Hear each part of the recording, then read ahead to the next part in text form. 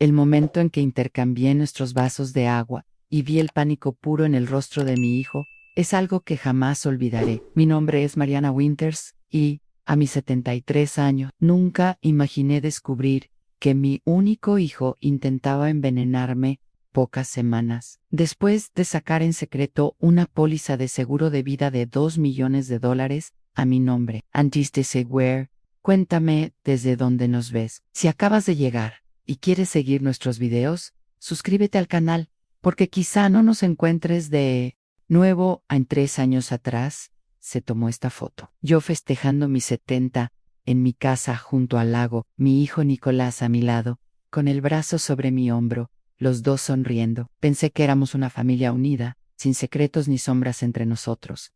Crecí en una comunidad agrícola, donde mi padre era el médico del pueblo. Observa con atención, antes de diagnosticar, Eli solía decirme, los síntomas más importantes siempre están frente a ti. Su sabiduría me salvó la vida medio siglo después. Cuando mi esposo Tomás falleció hace 5 años, Nicolás empezó a visitarme más seguido. Lo que parecía cariño de un hijo atento, se fue convirtiendo en algo más calculado. Sus preguntas sobre mis finanzas eran cada vez más precisas. Sus sugerencias sobre mi testamento sonaban demasiado insistentes. Mamá, ¿ya actualizaste tu testamento?, preguntaba con falsa naturalidad. A tu edad conviene tener todo en orden. Cada duda sonaba inocente por separado, pero juntas formaban un patrón inquietante. Mi sospecha tomó forma cuando descubrí que Nicolás fotografiaba mis frascos de medicinas durante sus visitas. Lo noté por accidente, revisando fotos de un paseo familiar. Entre imágenes del lago había acercamientos de mis etiquetas médicas. Cuando lo enfrenté, lo minimizó, diciendo que era para emergencias, pero su cara contaba otra historia. Decidí no confrontarlo más y observar con cuidado. Mi padre me había enseñado que un buen diagnóstico requiere paciencia y pruebas. Empecé en Tarkat, visita de Nicolás, y coloqué una cámara discreta en un reloj decorativo de mi sala. El patrón se volvió imposible de ignorar. Nicolás revisaba mi oficina cuando creía que yo dormía. Fotografió estados de cuenta, probaba mi memoria y exageraba preocupación por detalles sin importancia. Lo peor, insinuaba que quizá necesitaba su apoyo directo para manejar mis bienes. Mamá, a tu edad, esto ya es muy complejo, decía con preocupación fingida. Déjame ayudarte. Pongamos todo en cuentas conjuntas y yo manejo lo difícil.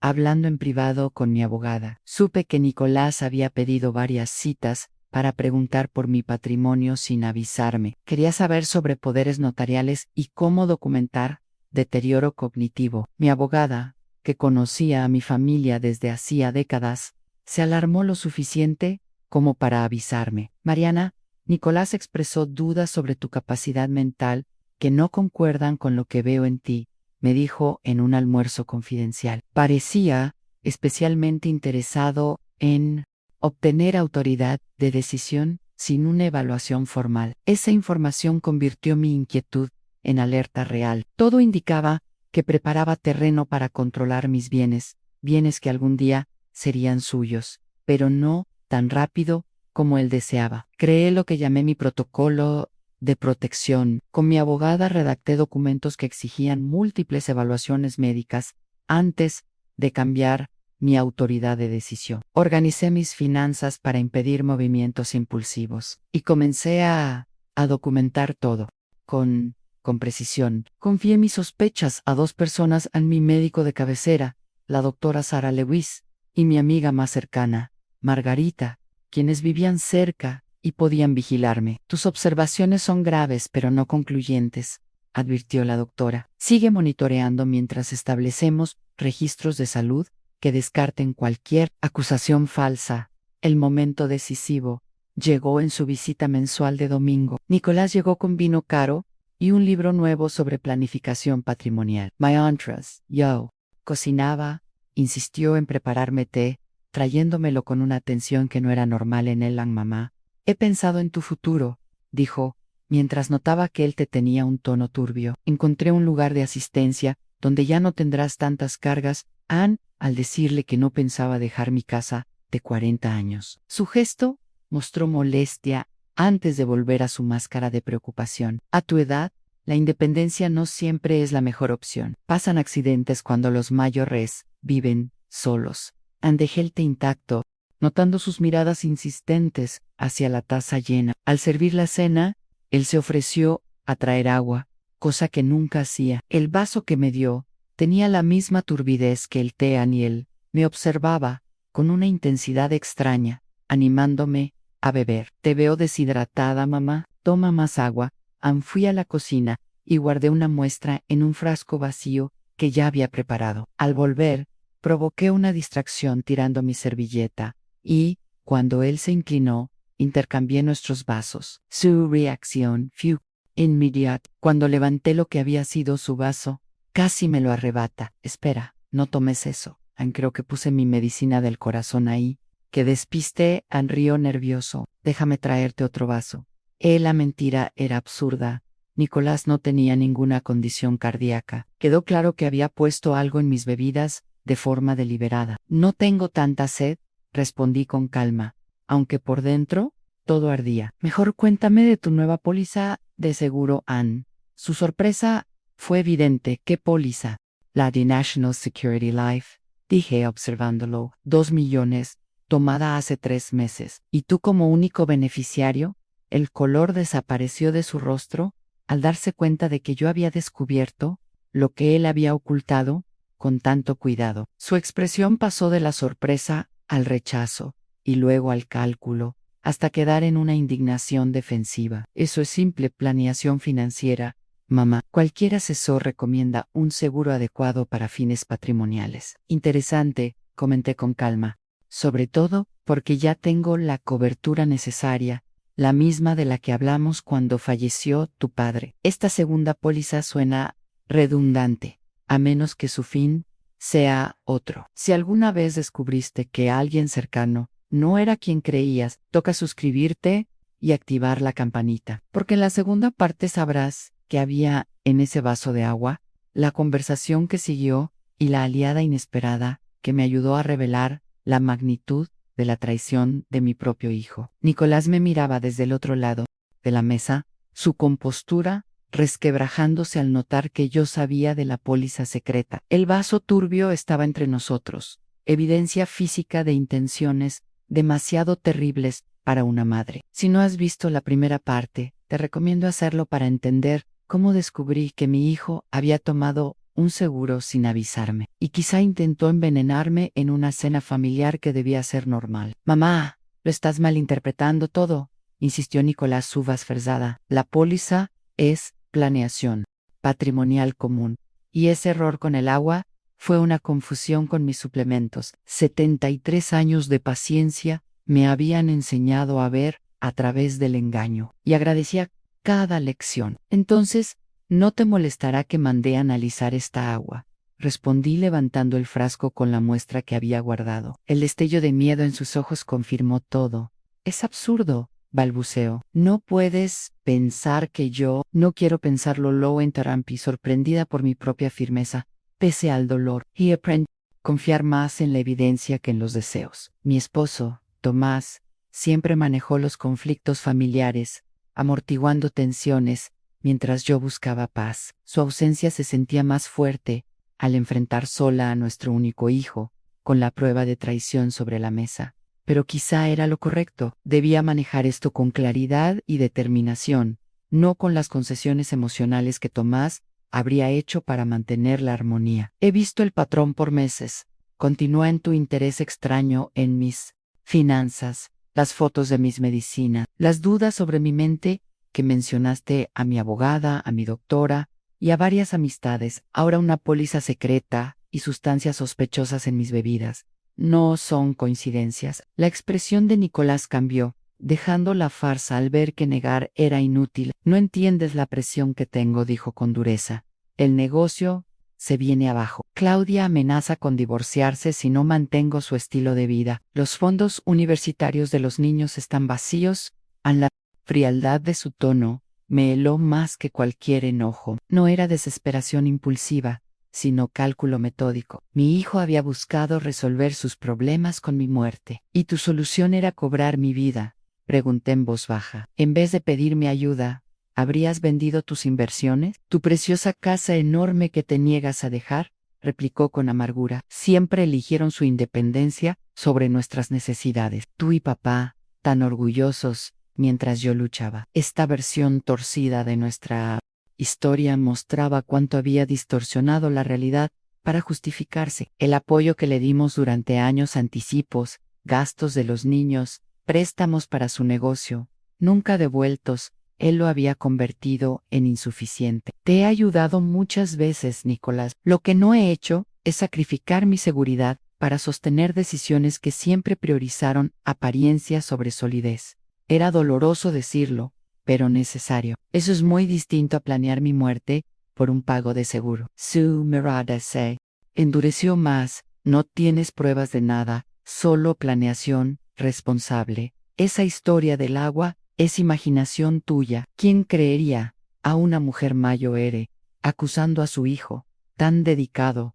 que la visita cada semana, y más si su memoria lleva tiempo fallando? La amenaza era clara. Si avanzaba, él aumentaría sus insinuaciones sobre mi mente. Ya había empezado a sembrarlas. Contaba con que yo cedería antes de arriesgar mi independencia ante supuestas dudas sobre mi capacidad mental. Lo que Nicolás no sabía era que yo había previsto esa escena. En realidad tengo más pruebas de las que imaginas, dije, abriendo la aplicación de la cámara oculta en el reloj, mostrando el video donde agregas algo a mi agua hace 20 minutos. El color volvió a irse de su rostro cuando giré la pantalla hacia él. Me grabas en tu casa. Eso es illegal. Soltó buscando ventaja, no en un estado de consentimiento de una sola parte, y menos en mi propio hogar con razones legítimas de seguridad, lo corregí. Pero no is too. Mayo era problema. Ahora, no llamé a la policía en cuanto lo descubrí, un reflejo maternal que mostraba cierta ceguera hacia mi propio hijo. Pero activé la segunda fase de mi protocolo de protección en cuanto confirmé mis sospechas. Justo entonces sonó el timbre. Nicolás giró la cabeza, alarmado. Debe ser Margarita, expliqué tranquila. Mi amiga, la toxicóloga retirada del laboratorio criminal del estado, viene a recoger la muestra con cadena de custodia correcta, por si esto se convierte en evidencia. No era una reacción impulsiva de una anciana confundida, sino la respuesta precisa que había preparado. Tras semanas de indicios, Margaret había aceptado permanecer alerta durante la visita de Nicolás, lista para activar nuestro plan de recolección de evidencia. Sí, mis sospechas resultaban ciertas. Cuando entró con su equipo profesional y la documentación formal, la fachada segura de Nicolás se desmoronó. Las precauciones que encontró frente a él mostraban una preparación más meticulosa.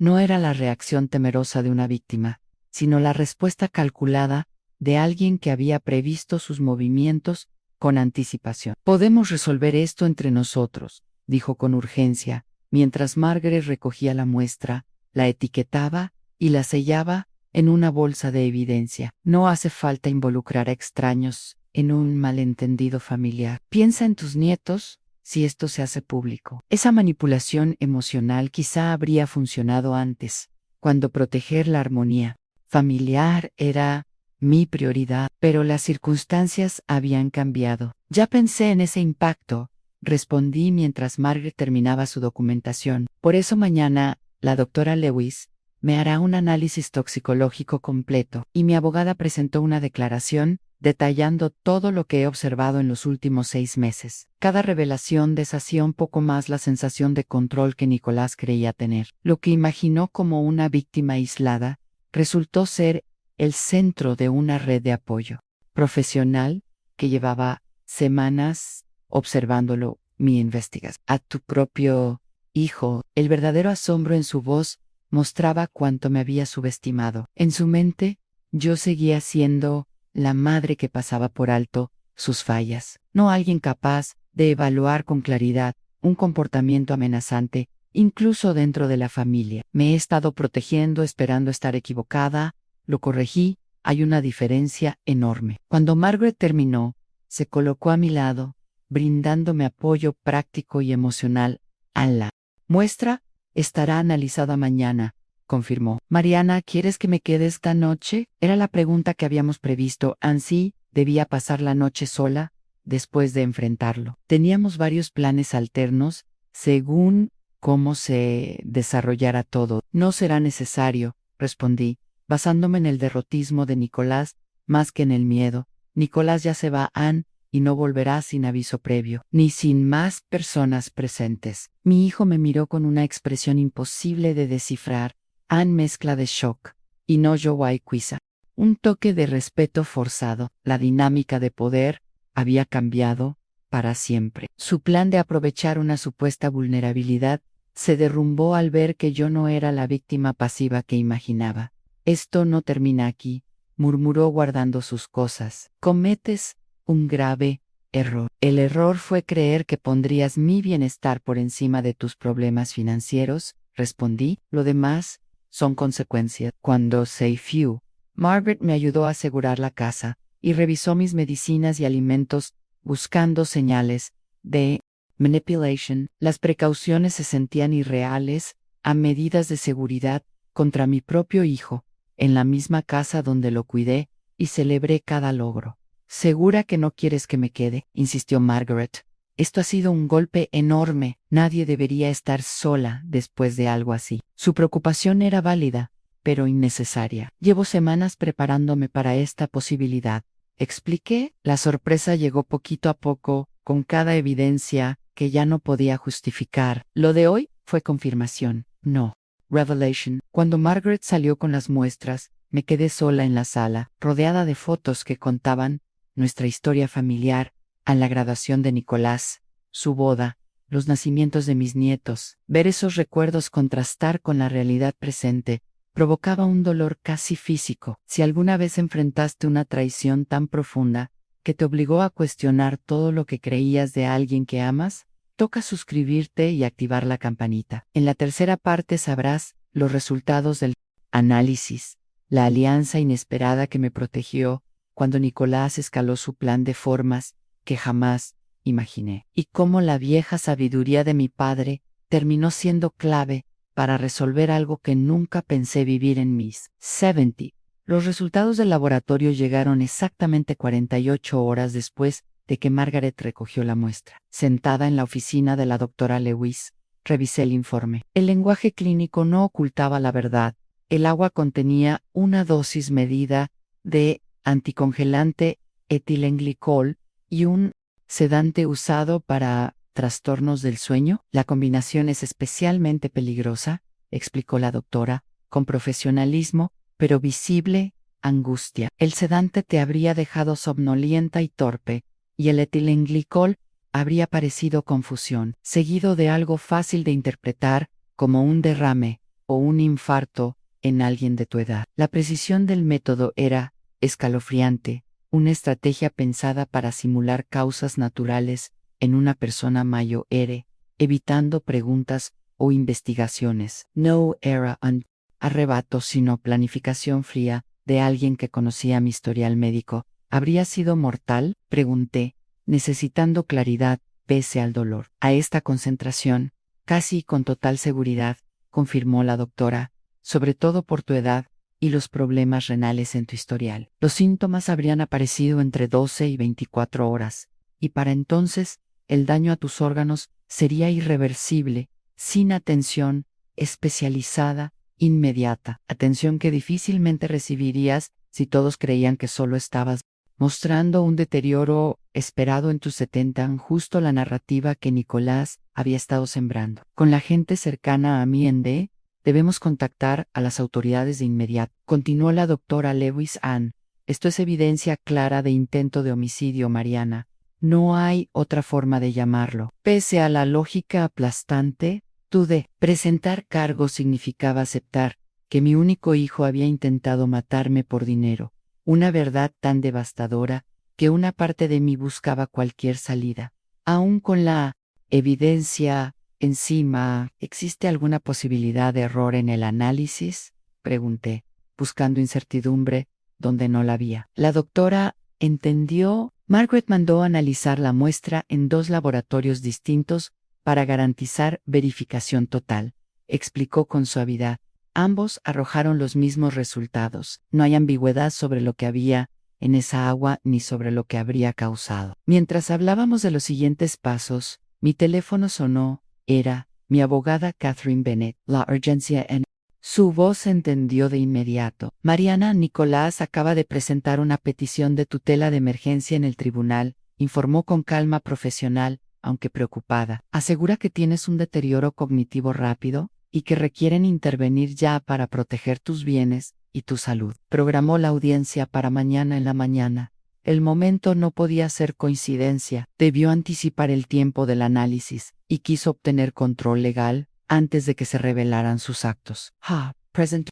Declaraciones de vecinos diciendo que te han visto errática, agregó Catherine, y documentos de un neurólogo con evaluaciones supuestamente preocupantes. Nunca he visto a ningún neurólogo sin referencia de la doctora Lewis, aclaré. Lo sospechaba, respondió Catherine. La petición es fraudulenta, pero está diseñada para generar alarma inmediata en ciertos jueces. Debemos responder sin demora y a fondo. La doctora Lewis, que escuchaba mi parte de la llamada, pidió hablar. Activé el altavoz. Estoy con Mariana revisando resultados toxicológicos de una muestra del agua de su casa, explicó. Confirman un intento deliberado de envenenamiento con etilenglicol y sedantes recetados. Íbamos a contactar a la policía. Cuando llamaste, hubo un silencio breve, mientras Catherine procesaba la gravedad. Esto lo cambia todo, dijo al fin. La petición no solo es falsa, parece un intento de obtener control antes de que se exponga lo que hizo. Necesitamos una respuesta inmediata y coordinada. Las horas fueron una coreografía precisa. La doctora Lewis me acompañó a la estación policial, donde el detective Morales de la Unidad de Delitos contra Adultos Mayores tomó declaraciones y registró la evidencia toxicológica. Catherine preparó contrademandas de emergencia para la audiencia, con documentación médica completa de mi salud cognitiva y declaraciones juradas sobre el comportamiento de Nicolás durante meses. Para la Tara,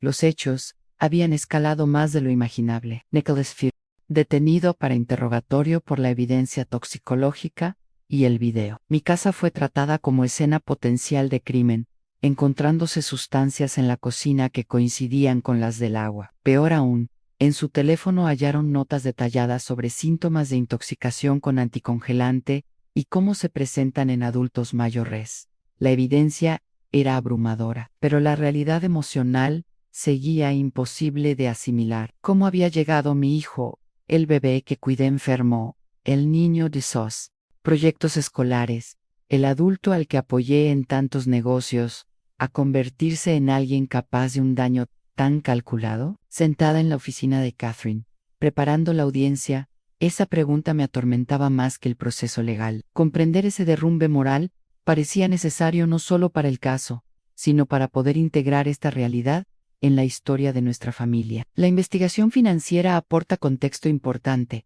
señaló Catherine revisando datos del contador forense en el negocio de Nicolás.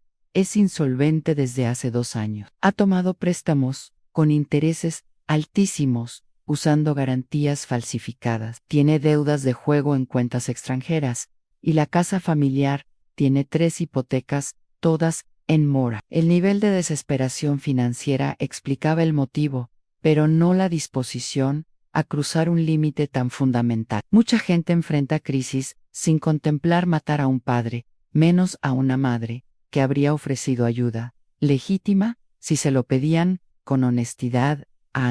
Algo más que debes saber, agregó Catherine con evidente reserva. La investigación del seguro encontró 2 pólizas previas que Nicolás había obtenido a mi nombre con otras compañías. Ambas fueron compradas y luego dejadas vencer cuando dejó de pagar las primas. El patrón mostraba que no era su primer intento, solo el primero que avanzó hasta la fase de ejecución. Ese hallazgo revelaba una progresión más calculada que un arrebato desesperado. Varios ensayos antes del intento final. La metódica contradecía cualquier narrativa de un fallo moral momentáneo, mostrando en cambio una planificación sostenida por largos periodos. Al caer la noche regresé a casa de Margaret, donde acordé quedarme hasta que se instalaran medidas de seguridad en la mía. La habitación de invitados se sentía extraña y reconfortante a la vez. Un espacio ajeno que ofrecía protección justo cuando mi hogar se había convertido en escena de un crimen cometido por mi propio hijo. Trata de descansar, sugirió Margaret, sirviéndote, que no pude evitar examinar antes de beber, aunque sabía que era seguro. Mañana será emocionalmente difícil y necesitarás fuerzas. Su mirada reflejaba una comprensión que iba más allá del momento. Como toxicóloga, con décadas de experiencia junto a la ley, había visto traiciones familiares, aunque quizá ninguna tan personal como la de un hijo que planea la muerte de su madre. ¿Cómo se asimila descubrir que alguien a quien amaste puede hacer algo así? Pregunté, la duda que seguía rondándome. No hablo de los aspectos legales, sino del cambio total en cómo entiendes a alguien tan central en tu vida. Margaret reflexionó con la seriedad que la pregunta merecía. En mi experiencia, este nivel de traición rara vez se reconcilia del todo, admitió. En lugar de elegir una verdad, la gente aprende a sostener dos al mismo tiempo, la persona que amaban y la persona capaz de dañarlos profundamente. Ambas realidades son ciertas, y por eso duele tanto. Su honestidad reconfortaba, más que cualquier frase vacía. Me dio permiso de aceptar la complejidad sin obligarme a un cierre que no existía. Mi padre decía que los diagnósticos más difíciles no son los de síntomas claros, sino los casos donde lo que ves contradice lo que muestran las pruebas. Recordé esas palabras encontrando en ellas una relevancia inesperada. Decía que el reto no era escoger qué evidencia creer, sino integrar hallazgos incompatibles en una comprensión más amplia. Eso parecía aplicarse ahora, integrar al hijo que amé con el hombre capaz de planear mi muerte por dinero. No elegir uno u otro, sino sostenerlos juntos, aunque doliera. La mañana trajo novedades que complicaron aún más esa integración. Camino al Tribunal, llamó el detective Morales con información actualizada. Señora Winters, encontramos comunicaciones entre su hijo y su esposa Claudia, que cambian nuestra comprensión, explicó. Mensajes de hace unos 8 meses muestran a Claudia presionando a Nicolás para resolver el tema de la herencia ya, investigando maneras de, según sus palabras, acelerar el acceso a mis bienes antes de que yo los regalara o los gastara en cruceros. Esto añadía otra dimensión a la posibilidad de presión o influencia, sin quitar responsabilidad, pero dando contexto. Hay más, continuó Morales. Hallamos evidencia de que Claudia tiene antecedentes de comportamiento similar. Antes de casarse con Nicolás, fue investigada por la muerte sospechosa de un vecino anciano, tras ser incluida en su test. Nunca se presentó un caso por falta de pruebas, pero el patrón preocupa. Su tono buscaba neutralidad, pero la alarma era evidente. Tal vez, Claudia había visto en mi hijo una vía para un plan similar al que antes no pudo concretar. Nada de esto excusaba a Nicolás, pero sugería que quizá hubo manipulación, aprovechando debilidades ya existentes. Al llegar al tribunal para la audiencia de tutela, procesé esta información mientras me preparaba para enfrentar a mi hijo. Losner competían a Nicolás como depredador calculador, o Nicolás como alguien influenciado hasta cruzar una frontera terrible. Era emocionalmente imposible reducirlo a una sola explicación. El recinto quedó en silencio cuando lo escoltaron con esposas, un contraste brutal con el traje caro que aún llevaba del día anterior. Su postura confiada había desaparecido, sustituida por la de alguien que enfrenta consecuencias que nunca imaginó reales. Esta audiencia debía tratar su petición de tutela, pero todo había cambiado durante la noche. La jueza Carla Méndez, veterana, con 25 años en tribunales sucesorios, había recibido un informe sobre la investigación penal y los análisis toxicológicos, añadiendo complejidad a un proceso normalmente simple. Antes de abordar la petición, dijo con tono grave, debo reconocer la investigación criminal relacionada que afecta directamente lo presentado en este expediente. Señora Bennett, como abogada y Mariana Winters, desea dirigirse a la corte sobre la validez de esta petición. Catherine se puso de pie con la seguridad de quien ya anticipaba ese giro. Su señoría, solicitamos el rechazo inmediato de la petición por varias razones. Primero, El momento demuestra que este trámite fue un intento preventivo para obtener control, antes de que salieran a la luz acciones criminales. Segundo, contamos con documentación médica integral de la doctora Sarah Lewis, que confirma la plena competencia cognitiva de la señora Winters. Y tercero, las acciones del propio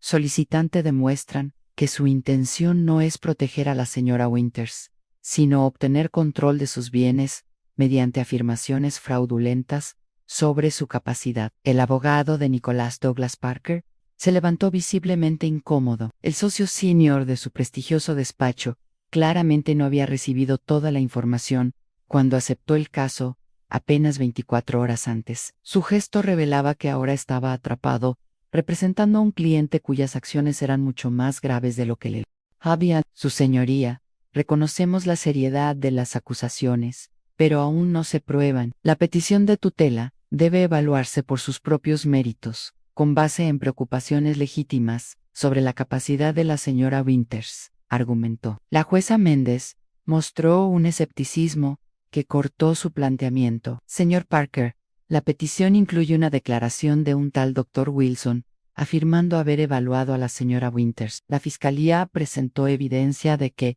ese médico no existe en su historial y que los documentos parecen falsificados. ¿Está dispuesto a defender la presentación de pruebas médicas fabricadas? La pregunta no dejaba espacio para maniobras. Parker miró a Nicolás, cuyo gesto mezclaba desafío y derrota, antes de responder con cautela. Su señoría, yo no participé en la obtención de esos documentos. Dado lo expuesto, solicitamos un breve receso para consultar a nuestro cliente. Pero esa consulta nunca ocurrió. Al anunciarse el receso de 15 minutos, Nicolás se puso de pie de golpe, ignorando a su abogado. Esto es absurdo, proclamó, su voz resonando en la sala. Mi madre lleva años tomando decisiones financieras erráticas. Su conducta paranoica reciente, poniendo cámaras ocultas y haciendo acusaciones disparatadas, solo confirma lo que la familia ha visto por meses. Ese intento de negar el envenenamiento es un invento para evadir la tutela que necesita. Su arrebato mostraba la desesperación que yo conocía desde su niñez, cuando sus historias empezaban a desmoronarse bajo presión. Esa costumbre de insistir más fuerte, en lugar de aceptar la verdad, era dolorosa y, paradójicamente, familiar. Antes de que su abogado pudiera intervenir, Nicolás siguió, ahora hablando directamente conmigo. Mamá, siempre has preferido tu independencia antes que las necesidades de la familia. Incluso ahora, prefieres creer que quise hacerte daño antes que admitir que necesitas ayuda para manejar tus asuntos. Esta historia del veneno es justo la fantasía paranoica que prueba mis preocupaciones. La jueza lo detuvo con firmeza. Señor Winters, sus declaraciones son inapropiadas y potencialmente incriminatorias. Le aconsejo hablar con su abogado. Pero era demasiado tarde. Su propio arrebato había hundido su posición más que cualquier argumento nuestro, contradiciendo su narrativa al enfrentar a una mujer serena y claramente competente, sentada al otro lado. El detective Morales, presente al fondo de la sala, pidió dirigirse al estrado. Tras recibir permiso, habló. Con precisión, su señoría. El análisis forense de los dispositivos electrónicos confiscados muestra búsquedas extensas sobre venenos indetectables, métodos para simular muerte natural en adultos mayores y notas detalladas sobre los medicamentos de la señora Winters. Además, recuperamos mensajes borrados entre Nicolás y su esposa, Claudia, discutiendo escenarios para acelerar la herencia y referencias a intentos previos de manipular medicación. Esta confirmación pública eliminó cualquier duda. No era desesperación repentina, sino intención calculada. Meses de investigación, múltiples intentos y un patrón de conducta depredadora. La expresión de Nicolás cambió al comprender la magnitud de la evidencia. Su desafío se desvaneció, reemplazado por el mismo cálculo que vi aquella noche al cambiar los vasos de agua. La conciencia de que su estrategia falló y necesitaba ajustarse. Quiero hablar con mi madre a solas, pidió de pronto, con un tono de contrición cuidadosamente construido. Necesita escuchar explicaciones directamente de mí, sin filtros legales. El intento de obtener acceso privado para manipularme o intimidarme fue bloqueado en el acto por Catherine y por la jueza. Toda comunicación será a través de los canales adecuados y con abogados presentes, dictó Méndez. Ahora, sobre la petición de tutela, la desestimo con prejuicio, debido a evidencia clara de documentos fraudulentos y propósito indebido. Además, emito una orden de protección que prohíbe a Nicolás Winters cualquier contacto con Mariana Winters, fuera de procedimientos supervisados por esta corte. La decisión eliminó la amenaza inmediata a mi autonomía. Aunque el proceso penal apenas comenzaba, cuando terminó la audiencia y Nicolás fue retirado bajo custodia, su mirada se cruzó con la mía. Había enojo y miedo, sí, pero también algo parecido al reconocimiento de una oportunidad perdida para siempre. Al salir del tribunal, me invadió una oleada inesperada, la adrenalina que me había sostenido durante toda la preparación y el proceso legal empezó a disiparse, dejando espacio para la realidad emocional que había mantenido cuidadosamente contenida. Catherine lo notó enseguida y me llevó a una sala privada para que pudiera procesar todo lejos de miradas ajenas. Es normal que la reacción llegue después, me aseguró con suavidad.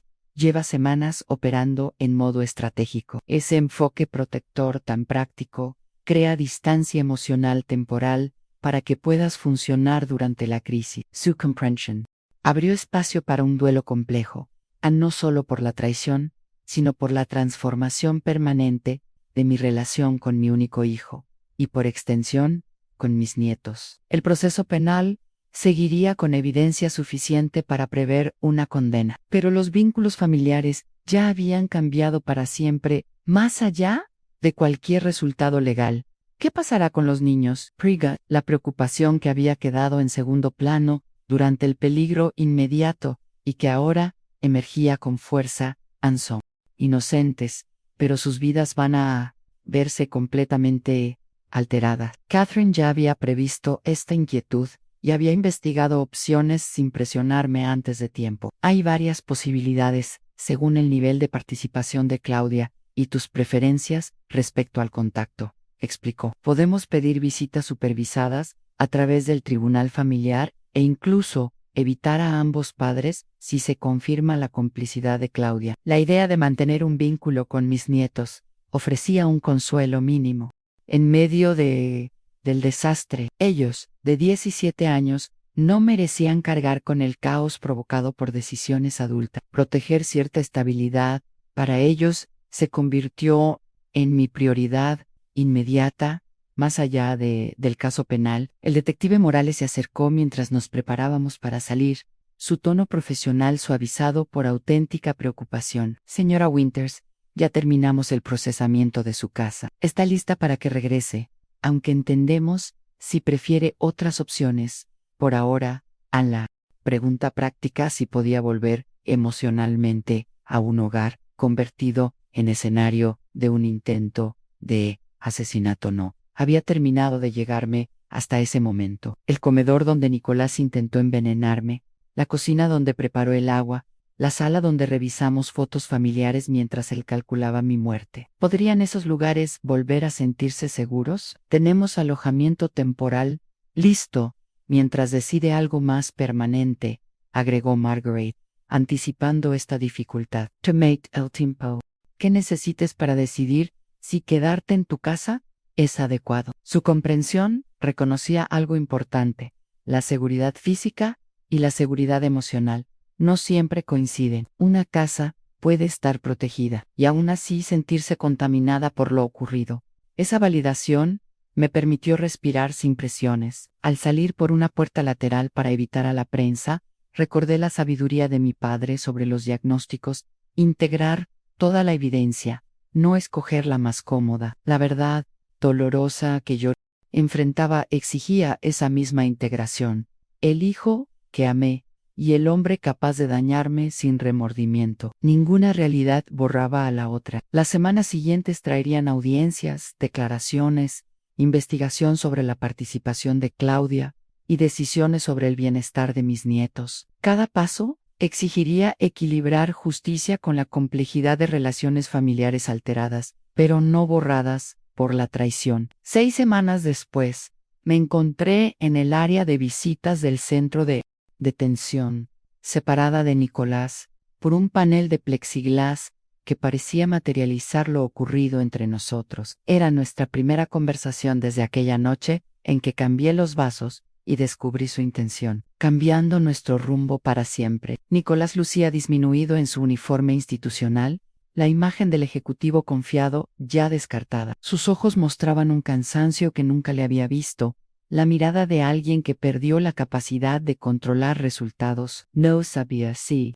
vendrías, dijo, con una voz más baja de lo que recordaba. Yo tampoco estaba segura, admití, pero hay preguntas que solo tú puedes responder. El proceso penal avanzaba rápido en toxicología indiscutible, forénsica digital contundente y un motivo financiero evidente. Su abogado ya negociaba un acuerdo, pues ir a juicio sería arriesgar una condena más dura. Lo que aún no estaba claro y lo que me había traído a esta visita era lo humano detrás de los hechos. Claudia está cooperando con la fiscalía, dije, observándolo. Ha entregado documentación extensa sobre la planificación y los intentos previos. Su expresión se tensó un instante antes de hundirse en resignación. Claro que sí, en la autoprotección siempre fue su especialidad. El rencor en su voz revelaba complejidades de su matrimonio que yo no había visto. La investigación ya mostraba antecedentes inquietantes de Claudia en patrones previos,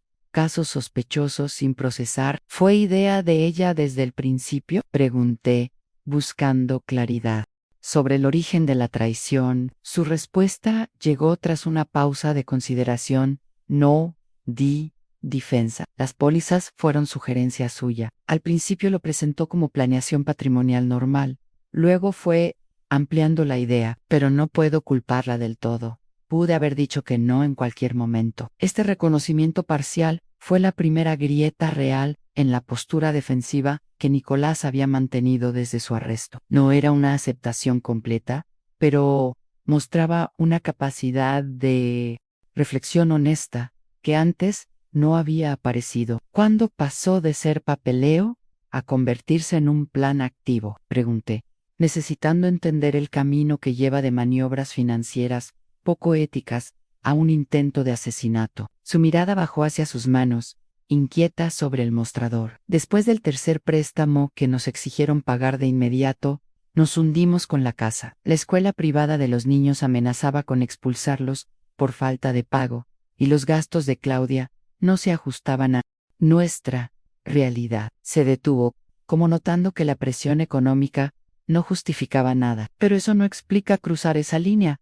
Mucha gente enfrenta ruina sin pensar en lo que yo hice. Ese momento de lucidez revelaba que, pese al proceso que lo había llevado hasta ahí, quedaba en él una capacidad para reconocer lo moral, una conexión pequeña pero importante con el hijo que alguna vez conocí.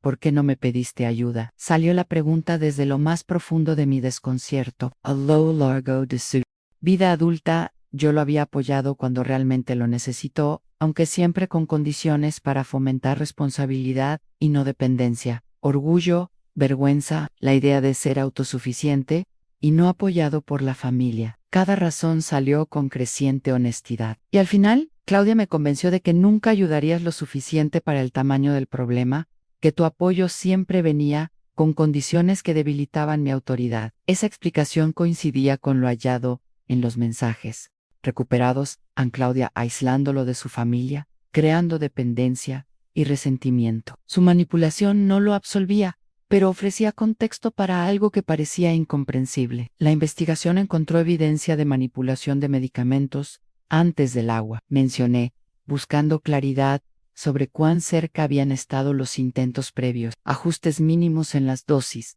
para hacerte ver confundida frente a otros, construyendo la narrativa de deterioro, pero sin causarte daño real. Su description clínica mostraba lo calculado del proceso. El agua fue la primera. Se detuvo, incapaz de decirlo. El primer intento real de matarme, completé, negándome a suavizar la verdad. Asintió sin levantar la mirada. La confirmación no debía doler más, pero escucharlo de su boca añadió una gravedad que la evidencia no había transmitido del todo. Seguimos hablando los 30 minutos permitidos, cubriendo terreno necesario pero insuficiente. Ninguna conversación podía resolver lo que sus actos habían roto, pero ésta sí aportó piezas que faltaban para entender, sin justificar, lo sucedido. Cuando el tiempo casi terminaba, Nicolás hizo la pregunta que más pesaba en él: ¿qué va a pasar con los niños?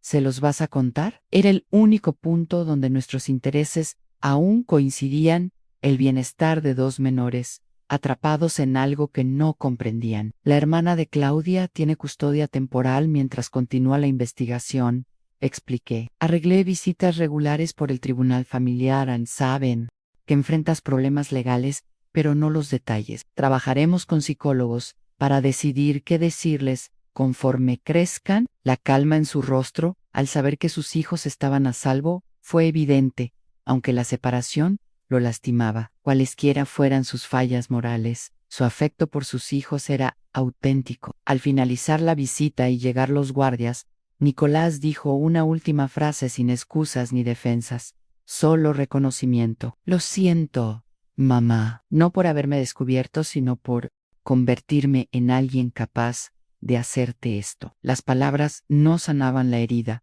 pero eran el primer paso real hacia lo poco que pudiera quedar de relación después de tanta devastación. En las semanas siguientes, todo avanzó según lo previsto. Nicolás aceptó un acuerdo por intento de homicidio y fraude, con una condena larga, pero evitando penas máximas. Claudia enfrentó cargos por conspiración y delitos financieros, mientras en otros estados seguían investigando su historial de relaciones, marcadas por muertes sospechosas. Más allá del cierre legal, comenzó mi propio proceso de integración. Tras pensarlo con calma, decidí vender mi casa de 40 años, no por miedo, sino porque los espacios guardan memoria, y aquellas paredes contenían demasiadas contradicciones para construir encima una nueva etapa. Con el apoyo de Margaret, encontré una casa más pequeña, en una comunidad cercana. Me permitió conservar mis rutinas médicas y sociales, y al mismo tiempo, empezar de nuevo, con seguridad integrada, sin sentir vigilancia constante. Lo más importante fue establecer visitas regulares con mis nietos, creando un punto estable en sus vidas, repentinamente alterada. Su resiliencia me sorprendió. Su capacidad de adaptarse sin negar la realidad me dio una lección sobre cómo avanzar sin borrar lo doloroso. 6 meses después de aquel momento en que cambié los vasos, estaba con la doctora Lewis en un chequeo de rutina, hablando de mi avance más allá de los temas médicos que nos unieron al inicio. Has navegado circunstancias extraordinarias con una fortaleza notable, observó. Mucha gente habría quedado definida por la victimización. Su comentario me hizo pensar en lo que realmente me sostuvo. Mi padre me enseñó algo que no comprendí del todo hasta ahora, le dije. Decían: un diagnóstico exige aceptar contradicciones aparentes sin forzarlas en explicaciones sencillas. La misma persona que te cuidó cuando estabas enferma podría después herirte a propósito. Ambas realidades y sanar requiere sostener esa complejidad en vez de buscar historias más simples. Esa filosofía se convirtió en el centro de mi proceso de reconstrucción. La capacidad de aceptar que el hijo que amé y el hombre que traicionó ese amor podían existir al mismo tiempo, sin competir ni exigir una resolución simple, se volvió parte esencial de mi vida. Era doloroso, sí, pero más honesto que rechazarlo por completo o perdonarlo sin fundamento. El acuerdo financiero, derivado del fraude seguros, me dejó recursos mayores a los que necesitaba, y con ellos formé una fundación para apoyar a adultos mayores vulnerables a la explotación. Convertir un trauma personal en una respuesta estructural me dio un propósito que iba más allá de mi propia recuperación, creando sentido en algo que, de otra forma, habría sido solo tragedia. Mi relación con Nicolás continuó mediante visitas mensuales y supervisadas, no por ingenuidad ni por negar la realidad, sino porque cortar todo vínculo no ayudaba a mi sanación ni a su posible rehabilitación. Los límites eran claros y firmes, pero mantener un contacto controlado honraba la complejidad de los lazos familiares, incluso cuando habían sido transformados por la traición. 2 años después de aquel cambio de vasos en mi comedor, me encontré frente a un auditorio en la Conferencia Nacional de Seguridad para Adultos Mayores, hablando ante cientos de profesionales dedicados a proteger a quienes, como yo, habían sido vulnerados por personas cercanas. El camino desde víctima sorprendida hasta defensora pública no fue fácil ni directo, pero representó una forma de sanar que jamás imaginé. Los depredadores más peligrosos no son desconocidos, expliqué a la audiencia. Son quienes conocen nuestras debilidades porque las han observado durante años, saben qué botones emocionales presionar y, sobre todo, son las últimas personas que queremos imaginar capaces de dañarnos, lo que crea un punto ciego perfecto. Mi caso se convirtió en referencia para capacitar a fuerzas del orden, trabajadores sociales y personal médico en situaciones de abuso familiar. La documentación metódica que mantuve, las medidas de seguridad que implementé y la red de apoyo que construí se volvieron modelo para programas comunitarios de protección a nivel nacional. La fundación que creé con el acuerdo financiero, la red de adultos mayores vigilantes, creció desde una iniciativa local hasta convertirse en una organización nacional. Nuestros voluntarios realizaban visitas de bienestar para personas mayores aisladas. Nuestro equipo legal ofrecía representación gratuita a víctimas de explotación. Nuestros especialistas en tecnología diseñaban sistemas de seguridad accesibles que protegían sin restar dignidad. Lo más importante, creamos redes de apoyo entre adultos mayores que habían sido traicionados por familiares, un tipo de dolor que suele vivirse en silencio y con vergüenza. Estos espacios redujeron el aislamiento que tantas veces permite que el abuso continúe sin resistencia. Al terminar mi presentación, entre los aplausos, vi a Margaret en primera fila, ahora directora de servicios forenses de la fundación, y aún mi amiga más cercana. Su presencia me recordó que nadie enfrenta solos heridas tan profundas. Fue la combinación de voces, talentos y manos extendidas lo que me sostuvo cuando mi estructura familiar colapsó. Durante la recepción, una fiscal federal se acercó para decirme que su equipo había desmantelado una red interestatal de explotación a adultos mayores basada en manipulaciones familiares. Su caso creó nuestra plantilla de investigación, me explicó. Los métodos de documentación que usted desarrolló ahora forman parte de nuestros protocolos. Hemos logrado sentencias usando procedimientos modelados a partir de su experiencia. Saber que mi dolor ayudó a proteger a otros le dio un significado que trascendía mi historia personal. De regreso a mi nuevo hogar, un condominio donde reconstruí mi vida con decisiones intencionales y no reacciones al trauma, sentí una tranquilidad distinta. El espacio combinaba seguridad práctica con comodidad, reflejando mis necesidades actuales en lugar de viejos hábitos. Mis nietos, ahora de 12 y 9 años, llegarían al día siguiente para su visita semanal. Nuestra relación había cambiado, sí, pero seguía viva por amor y por la necesidad de darles estabilidad en medio de decisiones adultas que ellos nunca pidieron. Mi nieta me había preguntado, en la última llamada, si mañana haríamos esas galletas especiales, una receta familiar que había sobrevivido a todas las transiciones. Esos pequeños hilos, recetas, historias, tradiciones, mantenían un tipo de continuidad sin negar los cambios profundos en nuestra familia. Lo más complejo de mi nueva vida seguían siendo las visitas mensuales al penal, donde Nicolás cumplía su sentencia de 15 años. Cada una requería una preparación emocional cuidadosa, equilibrando límites con la realidad de que romper todo vínculo no ayudaba ni a sanar ni a asumir responsabilidades. En nuestra conversación más reciente, me habló del grupo de consejería. Hemos estado trabajando distorsiones cognitivas que llevan a conductas dañinas. Compartió, demostrando un involucramiento real y no una actuación para mejorar su imagen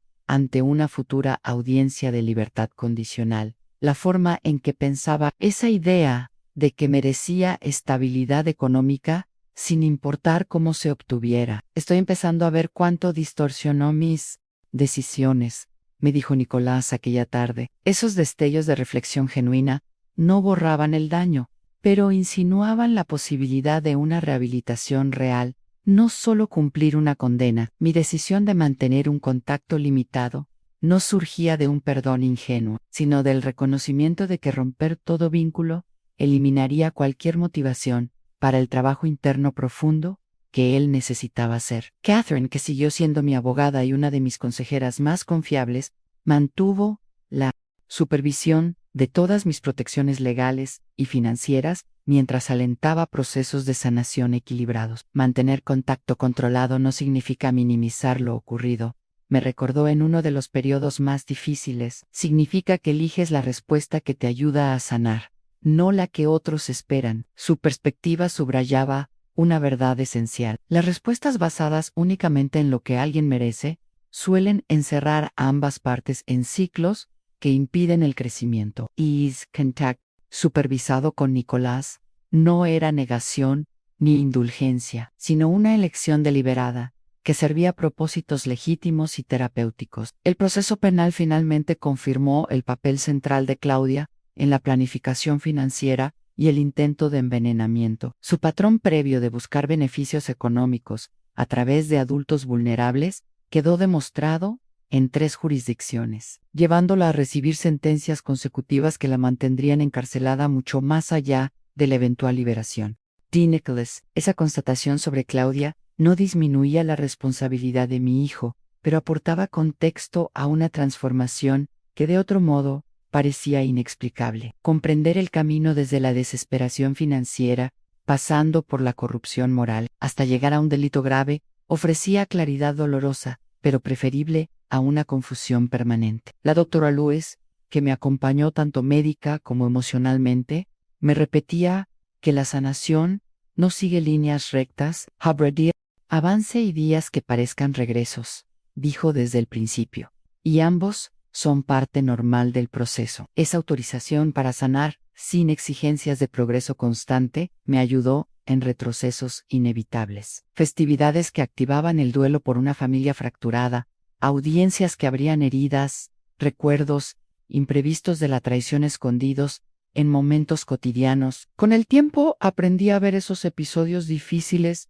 no como fallas, sino como piezas necesarias de integración que requerían compasión, no frustración. Lo más inesperado de todo fue descubrir alegría y propósito más allá de la supervivencia. Los primeros meses, tras el arresto, se centraron en mantenerme funcional, en salud, seguridad, trámites legales, pero al estabilizarse la crisis, surgió espacio para reexplorar intereses propios. Entré a un taller de arte comunitario, al principio como recomendación terapéutica y, pronto descubrí un gusto genuino por la acuarela. La creatividad ofrecía calma mental y pruebas tangibles de que aún podía generar belleza, pese a haber vivido algo tan oscuro. Las amistades surgidas en este periodo, además de Margaret y Catherine, reflejaban conexiones auténticas basadas en el presente, no en obligaciones del pasado. Validaban que la confianza seguía siendo posible, aunque ahora, acompañada de límites sanos y fiabilidad ganada, no asumida. Mi relación con mis nietos se volvió quizá más auténtica de lo que habría sido sin la crisis. La honestidad necesaria sobre las acciones de su padre, siempre adaptada a su edad, pero nunca falsa, estableció expectativas, de verdad, que fortalecieron nuestra conexión. Papá hizo algo muy malo porque tomó decisiones muy equivocadas. Les expliqué cuando surgieron las preguntas inevitables. Esas decisiones tienen consecuencias que nos afectan a todos. Pero ustedes no hicieron esas decisiones, y nada cambia cuánto los amo, ni su lugar en mi vida. Esa mezcla de realidad y cariño incondicional les dio estabilidad en un contexto que pudo haber sido devastador. Mi presencia constante y mis límites firmes les ofrecieron estructura mientras procesaban realidades familiares demasiado complejas para comprender plenamente. Mientras me preparaba para el día siguiente, una reunión del Consejo de la Fundación, y luego la visita de mis nietos, recordé otra vez las enseñanzas de mi padre sobre el diagnóstico, integrar evidencias contradictorias, sin elegir la más cómoda, esa capacidad para sostener verdades dolorosas, pero necesarias que había criado a alguien que luego calculó mi muerte. Que la manipulación influyó, pero no eliminó su responsabilidad. Que protegerme exigía límites, mientras sanar requería conexión controlada, fue lo que me permitió navegar circunstancias donde una narrativa simple habría fallado. Y, como confirmó el proceso judicial, Claudia había sido el eje de la conspiración, con antecedentes comprobados en 3 estados, enfrentando sentencias que la mantendrían lejos mucho más tiempo que Nicolás. Entender ese patrón no borraba la responsabilidad de mi hijo, pero sí explicaba piezas centrales de una traición que necesitaría toda una vida para integrar. La doctora Lewis terminó teniendo razón. Algunos días sentirían como un paso gigante, otros como volver al principio, la capacidad de aceptar que el hijo que amé y el hombre que traicionó ese amor podían coexistir como realidades simultáneas, sin exigir una resolución simple, terminó siendo esencial. La complejidad era dolorosa, sí, pero más honesta que el rechazo total o un perdón mal colocado. El acuerdo financiero derivado del fraude de seguros me dio recursos muy por encima de mis necesidades, lo que permitió crear una fundación para apoyar a adultos mayores vulnerables. Convertir un trauma personal en una respuesta estructural ofrecía un propósito que iba más allá de mi propia recuperación, dando sentido a algo que de otro modo habría quedado solo en tragedia. Mi relación con Nicolás siguió mediante visitas mensuales supervisadas, no por ingenuidad ni negación, sino porque cortar todo vínculo no ayudaba ni a mi sanación ni a su capacidad de rehabilitación. Los límites eran estrictos, pero mantener un contacto controlado honraba lo complejo de los lazos familiares, incluso después de la traición. 3 años después de aquel intercambio de vasos, recibí una carta que volvió a mover los cimientos de todo lo que creía haber entendido. El sobre del penal llegó un martes cualquiera, con una letra desconocida y claramente femenina. Dentro había una confesión de 12 páginas, escrita por Claudia, la esposa de Nicolás, desde el centro correccional donde cumplía una sentencia de 20 años, a diferencia de su testimonio en el juicio donde se presentó como cómplice involuntaria. Arrastrada por la desesperación económica, esta carta ofrecía otra historia, una mucho más fría, precisa y devastadora sobre lo que ocurrió y por qué. Señora Winters, comenzaba, con un tono extraño, considerando nuestra historia. Lo que leerá no busca compasión ni reducir mi condena. Es la verdad sobre lo que ocurrió, por qué ocurrió y hasta qué punto manipulé deliberadamente a su hijo para llevarlo a actos que él jamás habría contemplado sin mi influencia. Las páginas siguientes describían una campaña metódica que abarcó todo su matrimonio, una que había vislumbrado durante la investigación, pero nunca comprendido en su verdadera precisión. Claudia detallaba cómo identificó primero a Nicolás como un objetivo, específicamente por su acceso al patrimonio familiar, su necesidad de validación y rasgos de personalidad que ella sabía reconocer y explotar desde relaciones previas. Seleccioné a Nicolás después de investigar posibles objetivos con ciertas características. Escribió con una frialdad escalofriante: acceso a riqueza familiar, necesidad no resuelta de aprobación materna y tendencia a vivir por encima de sus posibilidades para mantener apariencias. Esas vulnerabilidades pueden explotarse si se manejan correctamente. Ver a mí, hijo, reducido a una lista de rasgos aprovechables, cristalizó algo que siempre había sentido sin poder nombrarlo, que Claudia no solo había influido, había depredado. Lo más perturbador eran los detalles sobre cómo lo aisló sistemáticamente de su familia, mientras creaba dependencia absoluta de su aprobación. Necesitaba convertirme en su único refugio emocional, explicó. Para eso debía debilitar sus lazos familiares, especialmente contigo. Reencuadraba tus límites financieros como falta de fe en sus capacidades, transformando orientación normal de una madre en crítica destructiva. La manipulación alcanzó incluso la paternidad. Los niños eran necesarios para crear permanencia en la relación y mayor presión financiera, escribió con una sinceridad que me provocó náuseas. Tener hijos genera urgencias económicas que pueden justificar medidas desesperadas si las presentas de la manera adecuada. Tuve que dejar la carta varias veces. Su visión táctica de las relaciones humanas y usando Eimejihu como instrumento y víctima, exponía un patrón depredador, donde cada vínculo servía a un objetivo. Cuando Catherine revisó la carta para orientarme sobre sus implicaciones, confirmó su autenticidad con las autoridades del penal y contactos legales. Esto no es un acto para lograr simpatía, ni un intento de manipular el proceso, dijo con firmeza. Es una confesión real de una mujer cuya estructura emocional está construida para operar sin empatía. La jueza del penal había confirmado que Claudia no podía obtener ningún beneficio por esa confesión. Si acaso, sus palabras podían abrir investigaciones adicionales en otros estados. Pero mi preocupación no era legal, sino humana.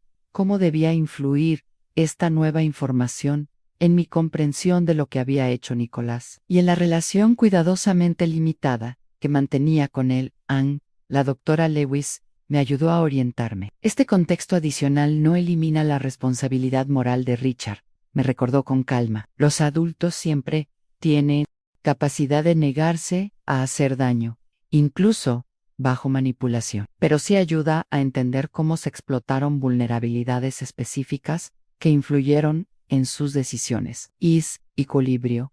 Reconocer la manipulación sin anular la agencia personal. Reflejaba mucho mejor la realidad que cualquier historia simplificada de culpabilidad total o absolución completa. La verdad vivía en ese territorio difícil donde varios factores dan forma a un resultado, sin que ninguno lo explique por sí solo. La carta de Claudia continuaba con detalles del plan de envenenamiento, confirmando lo que ya sugería la investigación, pero añadiendo un nivel de contexto que nunca había imaginado. Las pólizas nunca fueron planeación patrimonial, admitía, eran herramientas financieras desde el inicio, pero llegar al acto mismo ocurrió en etapas, normalizando comportamientos cada vez más inmorales, mediante pequeños deslizamientos éticos. Cada paso se presentaba como una simple extensión del anterior, no como, unsolto, moral. Para cuando llegaron a la implementación del veneno, escribió, las concesiones menores ya habían movido los límites morales,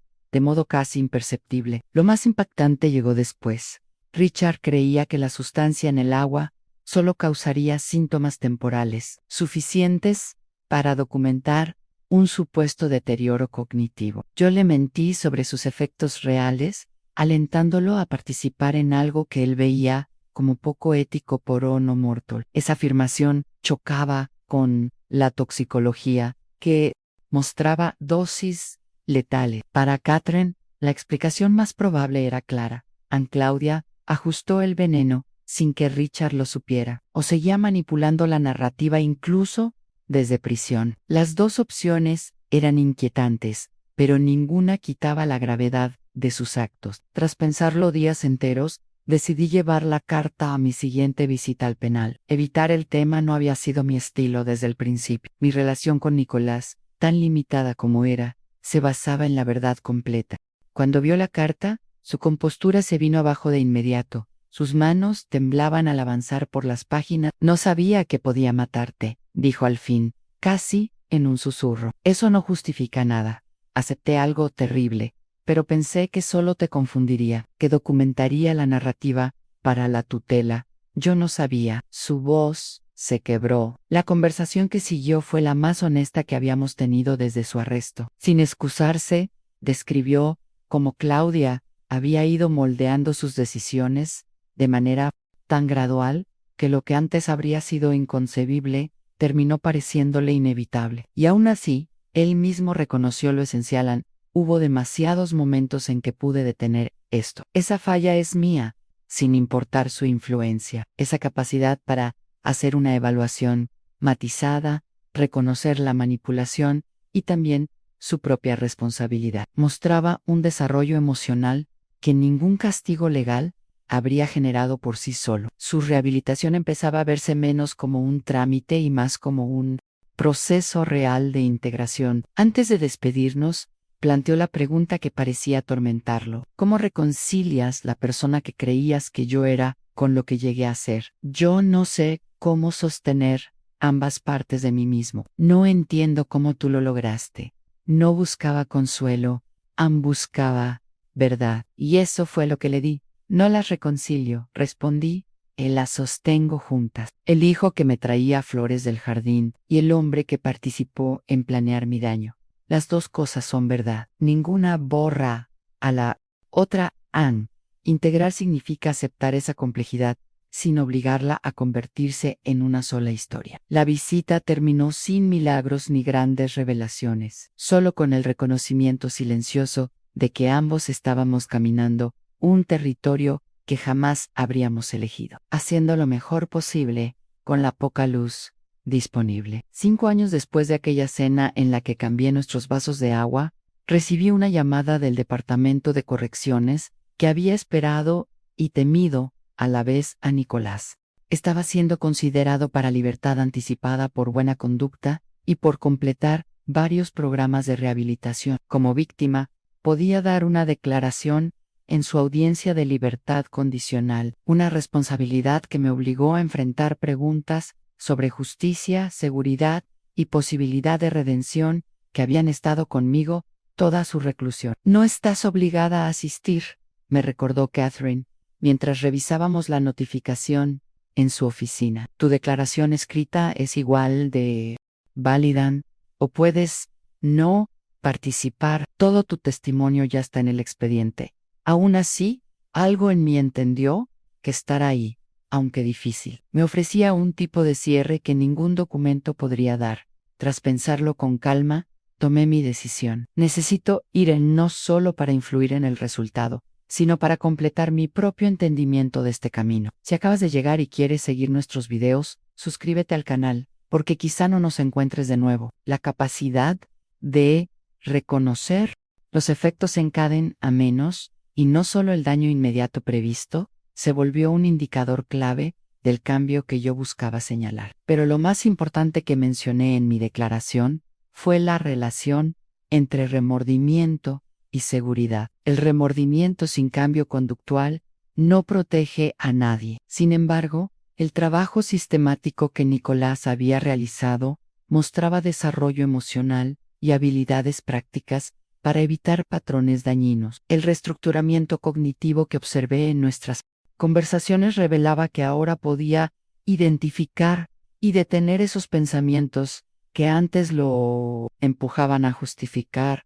lo injustificable. La Junta de Libertad Condicional escuchó con atención, tomando notas de vez en cuando, concentrada en entender mi perspectiva como alguien que conocía a Nicolás antes del crimen y que había mantenido contacto limitado durante su rehabilitación. Sus preguntas fueron claras y concretas, buscaban observar cambios reales en conducta y pensamiento, no reconciliación. Cuando me preguntaron directamente cuál era mi postura respecto a su liberación, di la respuesta que había preparado junto con mi red de apoyo. No respaldo ni me opongo a una fecha específica de liberación, afirmé. Creo que Nicolás ha mostrado avances significativos que reducen el riesgo, pero también considero apropiada una supervisión estructurada durante su reintegración. Sea cual sea su decisión, solicito condiciones que incluyan apoyo terapéutico continuo, transparencia financiera y contacto gradual con la familia, incluyendo supervisión inicial en las interacciones con mis nietos. Esas condiciones representaban un equilibrio, ni resistencia absoluta, ni apoyo incondicional, sino un marco práctico que priorizaba la seguridad pública y el bienestar familiar. Para mí, la clave era la responsabilidad continua, no la exclusión eterna. Nicolás pudo responder.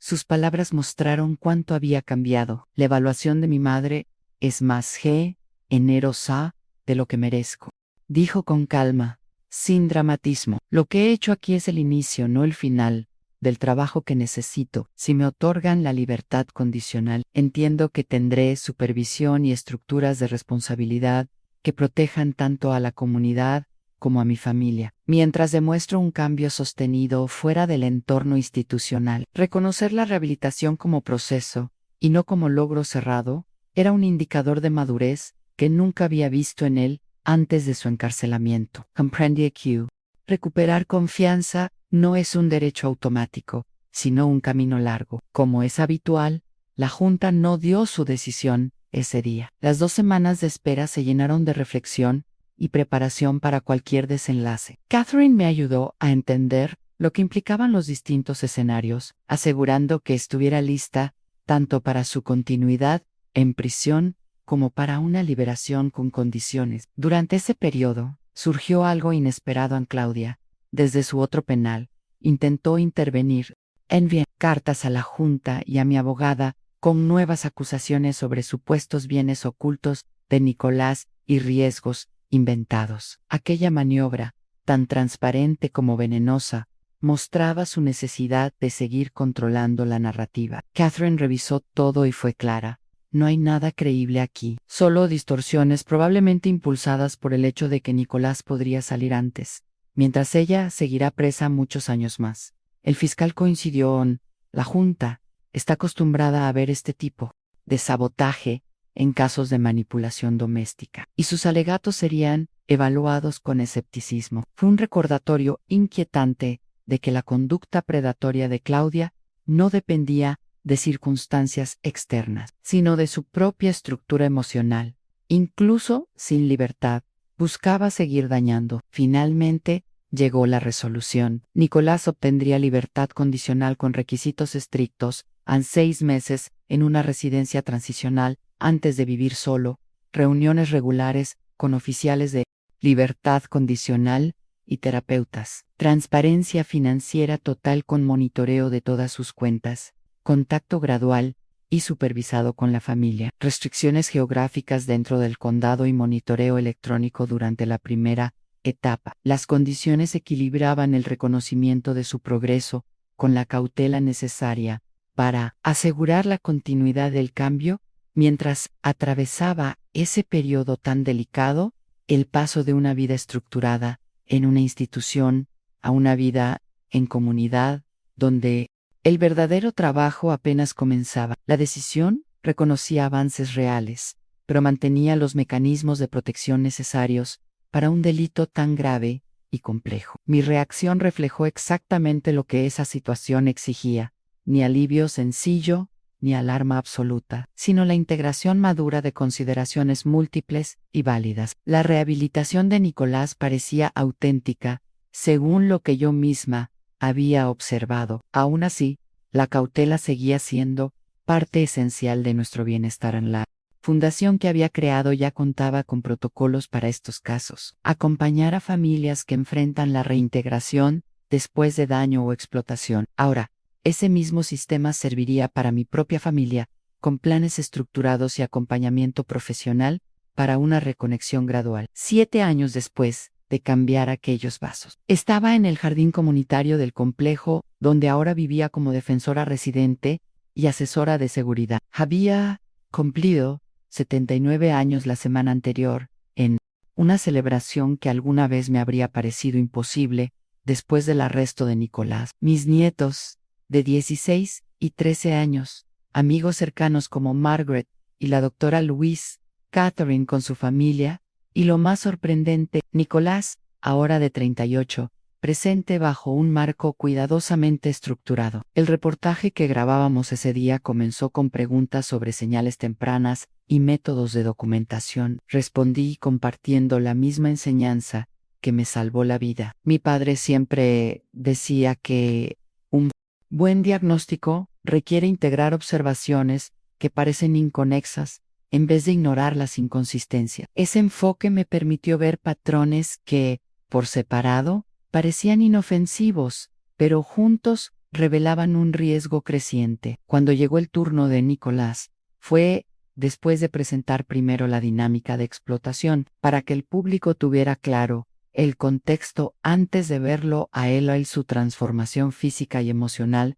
seguía siendo evidente. Ya no existía ni el ejecutivo altanero, ni el hombre apagado por la prisión, sino alguien con una presencia marcada por autoconciencia y un trabajo interno profundo. Tú has completado múltiples programas centrados en responsabilidad y explotación, señaló el entrevistador, que representó el cambio más importante en tu comprensión de tus actos. Su respuesta fue serena y sin adornos. El cambio fundamental vino al reconocer que las explicaciones, la presión económica, la manipulación de mi esposa, mis vulnerabilidades emocionales, nunca equivalen a justificación. Entender los factores que influyeron ayuda a prevenir, pero no disminuye la responsabilidad por las decisiones tomadas. Esa distinción entre contexto y responsabilidad fue la base que permitió cualquier forma limitada de reintegración. Sin ella,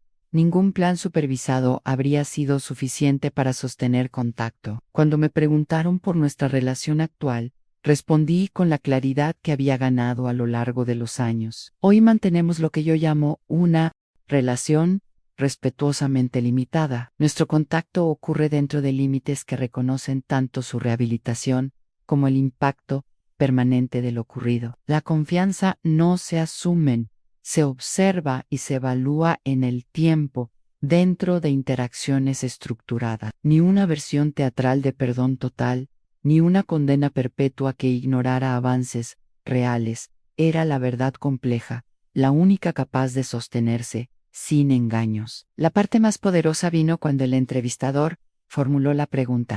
Inevitable. Señora Winters, ¿cómo mantiene una relación con alguien que intentó causarle un daño tan profundo? La pregunta requería la respuesta que me tomó años construir. La reconciliación no significa borrar la historia, ni fingir que el daño no ocurrió. Significa crear bases nuevas, basadas en la realidad presente, no en expectativas pasadas. La relación que tenemos reconoce al hijo que crié y amé, y al hombre capaz de planear mi daño. Sostengo ambas verdades al mismo tiempo, sin permitir que una cancele a la otra. La respuesta de Nicolás mostró un entendimiento paralelo. Mantener cualquier vínculo contigo es un acto de generosidad, no una obligación, admitió. La estructura de nuestra relación prioriza tu seguridad y tu bienestar, no mi deseo de normalidad. Aceptar estos límites es lo mínimo que puedo hacer después de decisiones que pudieron haber terminado en una separación definitiva. El reportaje cerró con la labor de la Fundación, conectando la historia personal con el trabajo sistémico en defensa de adultos mayores vulnerables. Un recordatorio de que mi supervivencia no solo reconstruyó mi vida, sino que creó herramientas para proteger a otros. Mientras el equipo guardaba el equipo, la periodista me hizo una última observación que capturó lo esencial de este camino. Lo que más me impresiona no es el daño ni siquiera la recuperación parcial, dijo. Es su capacidad de sostener complejidad sin rendirse a explicaciones simples. La mayoría de las personas buscan certezas cómodas a negar la posibilidad de cambio o negar el impacto del daño. Su familia ha tenido el valor de reconocer ambas cosas. Ese reconocimiento sintetizaba la sabiduría que había guiado cada etapa de nuestro trayecto, no elegir entre luz u oscuridad, sino aprender a caminar sosteniendo ambas realidades sin perderse. La capacidad de sostener verdades contradictorias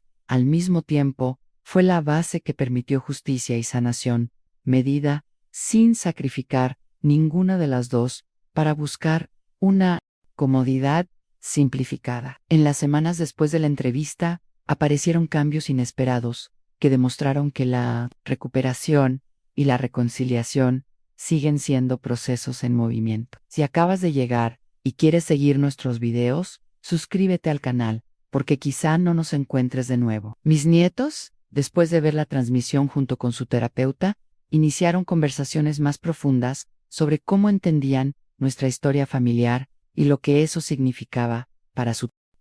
Antes pensaba que quizá había heredado algo que me hiciera capaz de lastimar como lo hizo mi papá, confesó mi nieto, de 16 años, durante una de nuestras visitas. Pero verlo asumir responsabilidad, sin excusas, me ayudó a entender que lo suyo fueron decisiones, no un defecto que yo traiga dentro. Su claridad, a tan corta edad, mostró la fuerza que los jóvenes pueden desarrollar cuando reciben verdades dolorosas de manera honesta y adecuada, en lugar de mentiras protectivas. Esa transparencia les permitió procesar una historia familiar complicada sin convertirla en destino. Quizá el logro más importante de esta sanación entre generaciones. La participación de Nicolás en la entrevista también tuvo efectos dentro del sistema. Su oficial de libertad condicional comentó que ese acto público de responsabilidad había influido en la evaluación de su progreso, abriendo la posibilidad de reducir ciertos requisitos de supervisión. Reconocer un daño así en público, sin excuses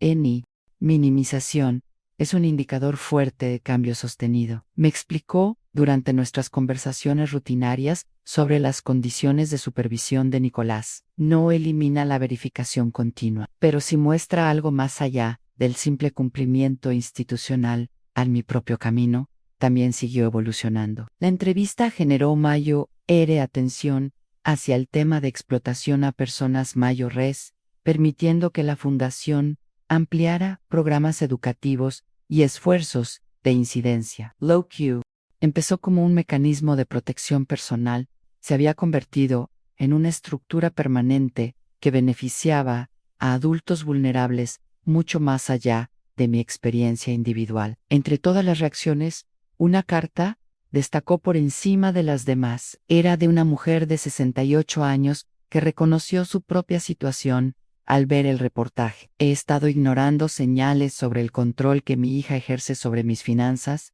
escribió. Su historia me dio permiso para confiar en mis preocupaciones, en lugar de descartarlas como paranoia o deslealtad. Ya tomé medidas de protección y me conecté con el grupo local de su fundación, Anseiber. Que compartir mi experiencia pudo evitar otra tragedia. Le dio un sentido profundo a todo lo vivido. Al acercarme a mis 80 años, entendí que sanar de una traición tan profunda no significa alcanzar una resolución perfecta. Es desarrollar la capacidad de sostener contradicciones difíciles que quienes más amamos pueden causar el daño más hondo. Que la influencia no elimina la responsabilidad, que rendición de cuentas y transformación pueden coexistir con límites firmes, y que la sanación real no exige ni perdón tóxico, ni condena eterna. El vaso de agua que cambié aquella noche, hace 7 años, marcó el momento en que la traición salió a la luz, pero también el inicio de un recorrido hacia una verdad compleja que va más allá de las narrativas simples. La sabiduría que surgió de este camino, duro pero necesario, hoy sirve no solo a mi propia recuperación, sino también a la protección de quienes enfrentan circunstancias similares, sin apoyo o información. Si esta historia te ayudó a reconocer señales de alerta en tus relaciones, o te dio claridad sobre cómo navegar daños familiares complejos, compártela con quien pueda necesitarla. La protección no exige elegir entre alerta y compasión. La verdad más poderosa surge cuando podemos sostener ambas, estar atentos al daño posible y al mismo tiempo reconocer la transformación verdadera cuando aparece. Gracias por acompañarme en este trayecto, con todas sus vueltas inesperadas. Mi deseo es que estos relatos no solo resulten interesantes, sino que ofrezcan sabiduría práctica para quien ame a alguien capaz de herir, mientras aprende a protegerse de la explotación disfrazada de lazos familiares.